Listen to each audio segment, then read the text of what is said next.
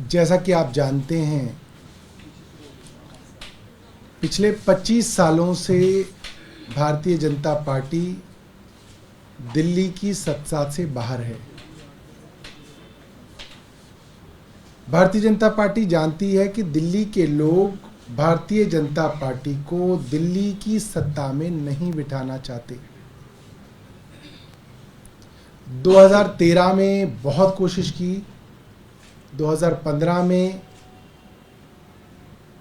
बड़े बड़े मंत्री दिल्ली की गलियों में पर्चे लेके घूमे, भारतीय जनता पार्टी की केंद्र सरकार के मंत्री घूमे, गृह मंत्री, प्रधानमंत्री सब ने रैलियां की।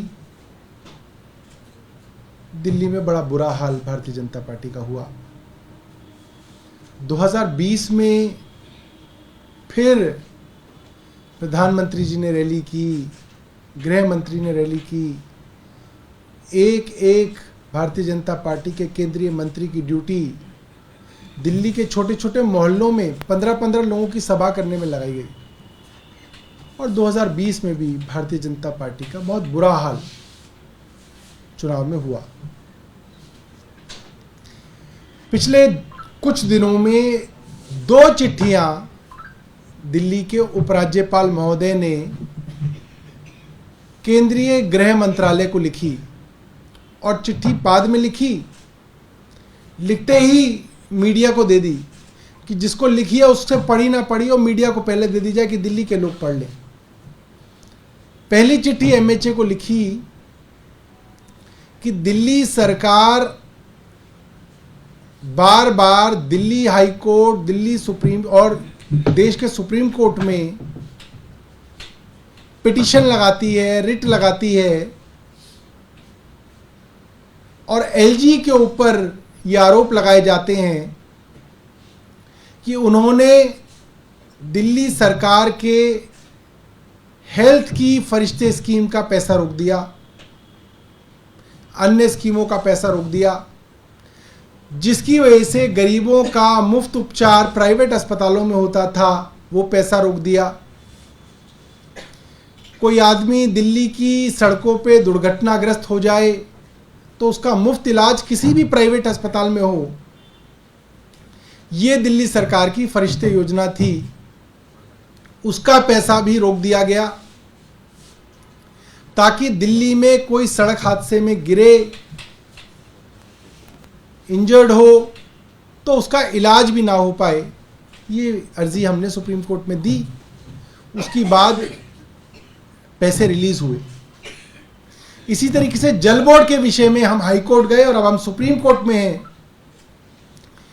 कि एलजी के कहने पे एलजी के चहेते अफसरों ने दिल्ली जल बोर्ड का पैसा महीनों से रोका हुआ है। तो एलजी साहब ने एमएचए को चिट्ठी लिखी कि दिल्ली सरकार ने ये झूठे आरोप लगाए हैं, क्योंकि चाहे दिल्ली जल बोर्ड हो, चाहे स्वास्थ्य विभाग हो, ये सारे के सारे विभाग दिल्ली की चुनी हुई सरकार के हैं, ट्रांसफर्ड सब्जेक्ट हैं, इसलिए एलजी का इनसे कोई लेना देना ही नहीं है। ये एलजी साहब ने खुद अपनी चिट्ठी में लिखा और सारे मीडिया को दिया। और उसके 2 दिन बाद एक और चिट्ठी लिखी, उसमें लिखा कि मैंने पानी के बारे में, सीवर के बारे में, स्वास्थ्य के बारे में मंत्रियों को चर्चा के लिए बुलाया और मंत्री मेरी मीटिंग में नहीं आए। कमाल की बात है। एलजी साहब 2 दिन पहले कह रहे हैं कि इन मामलों से मेरा लेना देना नहीं है, मेरे नाम कोर्ट में क्यों लिया जा रहा है। उसके 2 दिन बाद उसी एमएचए को चिट्ठी लिख रहे हैं कि मैंने इन्हीं विषयों पे मीटिंग बुलाई, ये मेरी मीटिंग में नहीं आए। एलजी साहब क्या समझते हैं, क्या चाहते हैं, क्या सोच रहे हैं, उन्हें खुद ही नहीं मालूम कि उन्हें क्या करना है, क्या कहना है, और एमएचए को चिट्ठी लिख रहे हैं। और बार बार ये बात पूरी दिल्ली के अंदर भारतीय जनता पार्टी के लोग कह रहे हैं, अखबारों के अंदर लगातार ये बात छप रही है कि भारतीय जनता पार्टी की केंद्र सरकार दिल्ली में राष्ट्रपति शासन लगाने की तैयारी कर रही है। इससे साफ हो जाता है कि जो बार बार एमएचए को चिट्ठी लिखी जा रही है, मंत्री का इस्तीफा हो गया, ईडी के डर के, तो कह रहे नहीं जी ये भी संवैधानिक संकट खड़ा हो जाएगा। हर बात में संवैधानिक संकट की बात जो कही जा रही है बार बार भारतीय जनता पार्टी द्वारा, एलजी साहब द्वारा, इससे साफ संकेत होते हैं कि भारतीय जनता पार्टी जो दिल्ली में कभी चुनाव नहीं जीत पाई, उन्हें मालूम है कि आज भी अगर दिल्ली में चुनाव हो जाए तो अरविंद केजरीवाल फिर से चुनाव जीत जाएंगे। इसीलिए एक षड्यंत्र के तहत दिल्ली में राष्ट्रपति शासन लगाने की तैयारी भारतीय जनता पार्टी की केंद्र सरकार कर रही है। ये गलती इन्होंने 2013 में भी की थी। 13 से 14 तक जब हमारी कुछ दिनों की सरकार चली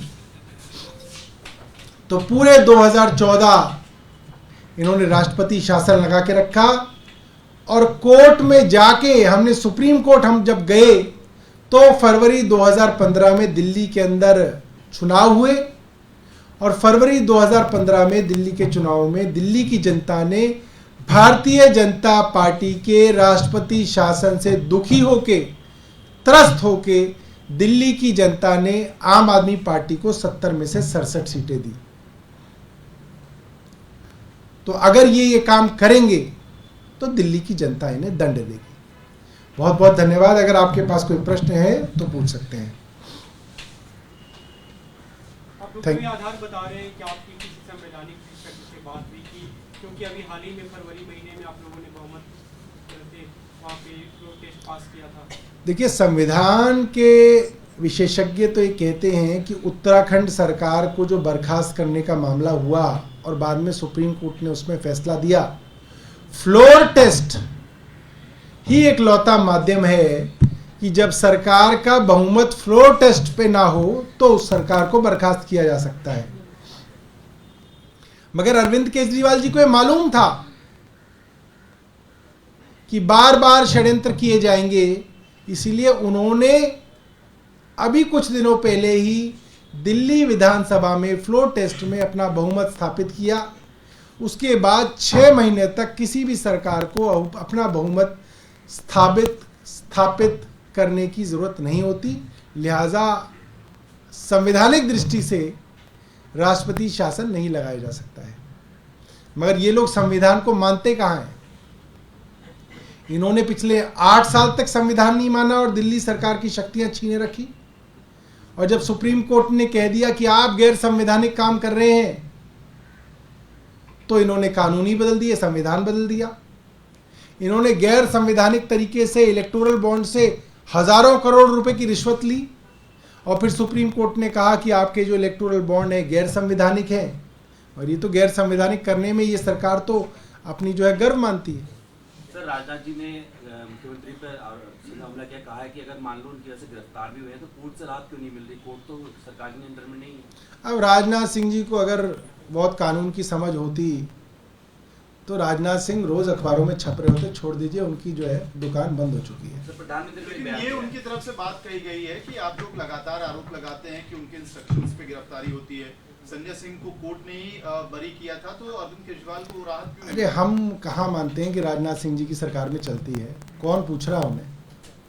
हमें राजनाथ सिंह जी से कोई लेना देना नहीं। जो 2 आदमी केंद्र सरकार चलाते हैं हम तो उनकी बात करते हैं। ये तो सब वो क्या कहते हैं, वो साइड के प्लेयर हैं, वो सारे के सारे सपोर्टिंग कास्ट है फिल्म की, इनका क्या लेना देना? उनसे संबंधित भी सवाल है। प्रधानमंत्री एक बयान दिया अखबार को, उन्होंने कहा है कि जो भी लोगों का हक छीनेगा उस पर कार्रवाई होगी और भाजपा शासित राज्यों में भी कार्रवाई होती है। तीसरा टर्म आएगा तो कार्रवाई और तेजी से होगी। देखिए, मैंने आज प्रधानमंत्री जी का इंटरव्यू देखा, देश के बड़े अखबार के अंदर छपा हुआ था। आज प्रधानमंत्री जी से देश का सबसे बड़ा सवाल क्या है? सबसे बड़ा सवाल है शरद चंद्र रेड्डी से भारतीय जनता पार्टी ने 59 करोड़ रुपए क्यों लिए?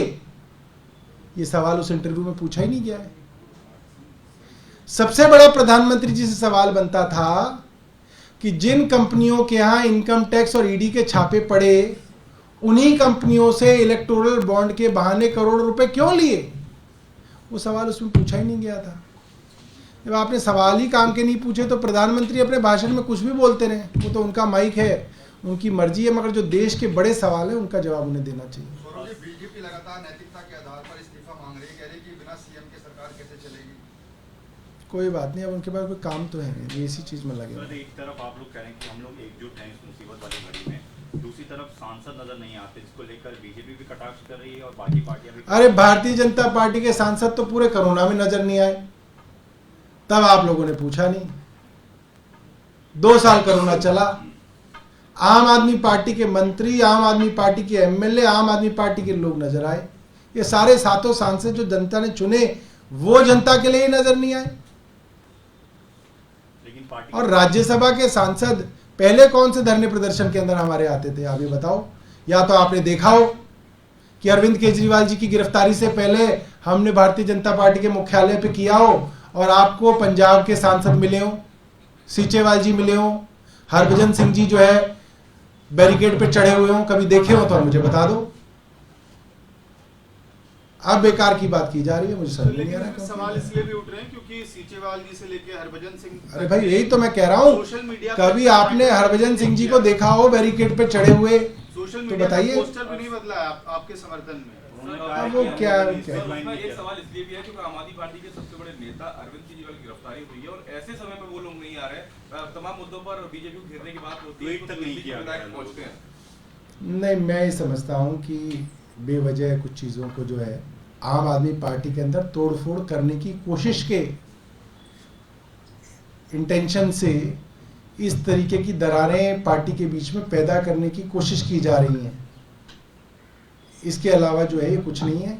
और मैंने आपके सामने तथ्य रखे हैं कि आप जिनका भी नाम ले रहे हो, चाहे वो संजय अरोड़ा हो, चाहे वो सीचेवाल हो, चाहे वो हरभजन सिंह हो, हरभजन सिंह को आपने कभी बैरिकेड पे चढ़े देखा हो तो मुझे फोटो दिखा दो कि जी वो ये पहले तो ये कर रहे थे, अब वो नहीं कर रहे हैं इसलिए पार्टी में फूट चढ़ गई है। ये सब जो है बेकार की बात है।